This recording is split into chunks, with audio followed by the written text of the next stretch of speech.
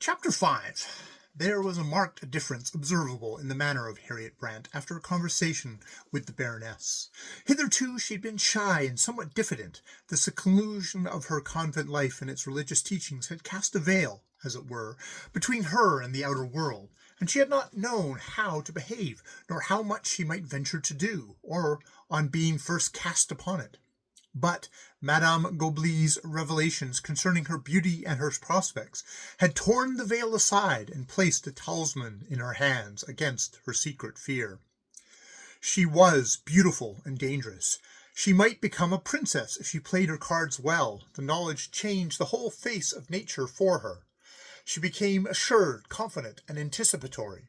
She began to frequent the company of the Baroness, and, without neglecting her first acquaintances, Mrs. Pullen and her baby, spent more time in the Goblets' private sitting-room than in the balcony or public salon, a fact for which Margaret did not hesitate to declare herself grateful.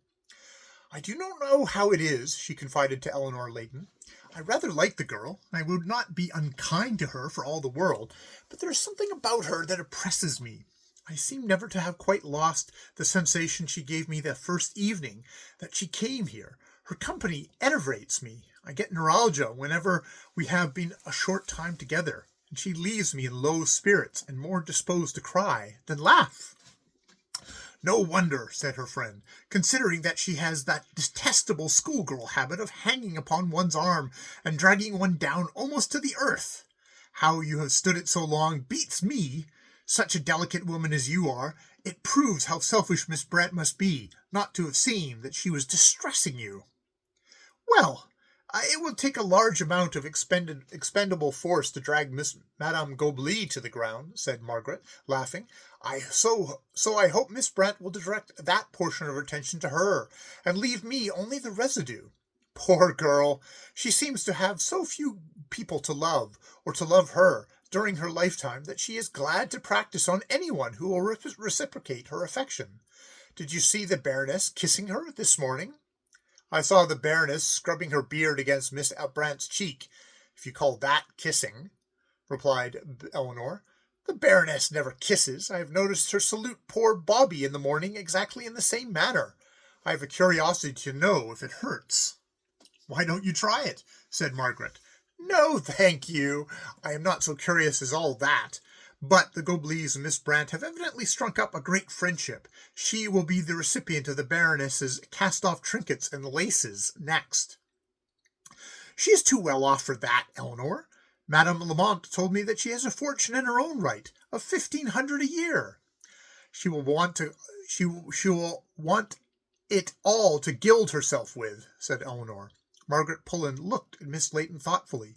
Did she really mean what she said, or did her jealousy of the West Indian heiress render her capable of uttering untruths?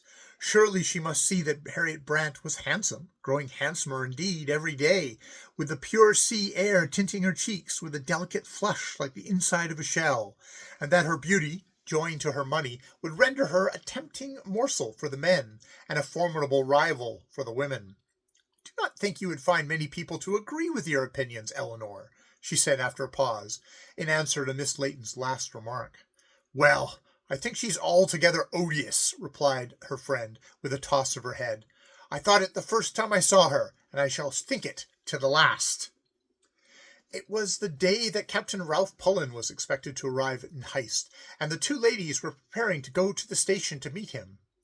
"The Baroness has at all events done you one good turn," continued Miss Layton. "She has delivered you for a few hours from your old man of the sea.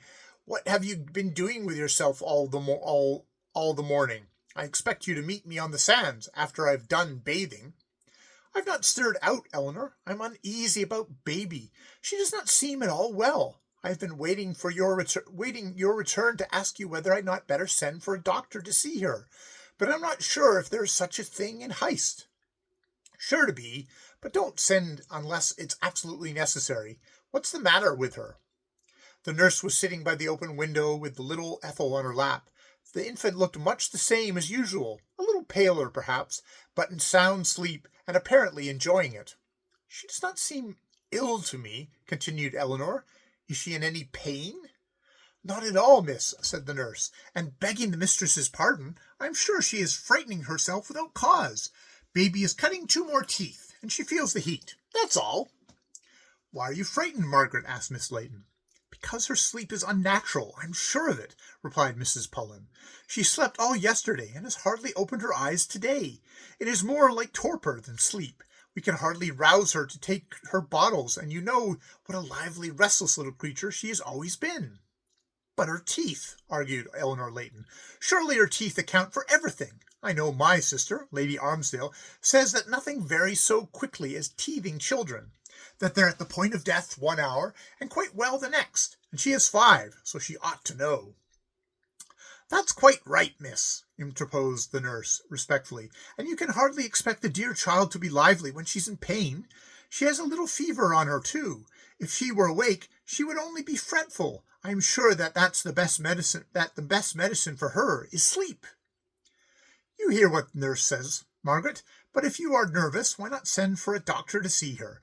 We can ask Madame Lamont as we go downstairs who is the best here, and call on him as we go to the station, or we can telegraph to Bruges for one, if you think it would be better. Oh, no, I will not be foolish. I will try and believe that you and nurse know better than myself. I will wait at all events until tomorrow.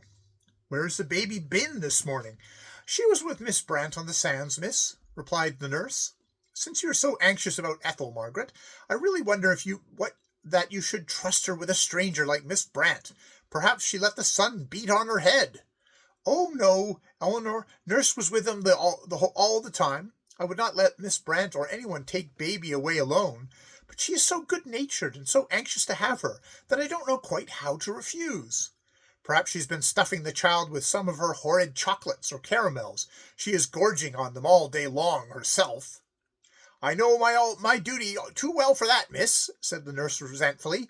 I wouldn't have allowed it. The dear baby did not have anything to eat at all. Well, you are both on her side, evidently, so I will say no more, concluded Miss Layton. At the same time, if I had a child, I'd sooner trust it to a wild beast than the tender mercies of Miss Brant. But it's past 4 o'clock, Margaret. If we are to reach the Entrepot in time, we must be going. Miss Pullen hastily assumed her hat and mantle, and prepared to accompany her friend. They had opened the door and were about to leave the room when a flood of melody suddenly poured into the apartment. It proceeded from a room at the other end of the corridor, and was produced by a mandolin most skilfully played. The silvery notes and rills and trills and chords, such as might have been evolved from a fairy harp, arrested the attention of both Miss Layton and Miss Pullen. They had scarcely expressed their wonder and admiration to each other at the skilful manipulation of the instrument, which evinced such art as they had never heard before except in public, when the strings of the mandolin were accompanied by a young, fresh contralto voice. "Oh, hush, hush!" cried Eleanor, with her finger on her lips, as the rich mellow strains floated through the corridor. "I don't think I've ever heard such a lovely voice before. Who on earth can it be?" The words of the song were in Spanish, and the only one they could recognize was the refrain, "Sirrah-lee, Sirrah-lee," but the melody was wild, pathetic, and passionate, and the singer's voice was touching beyond description.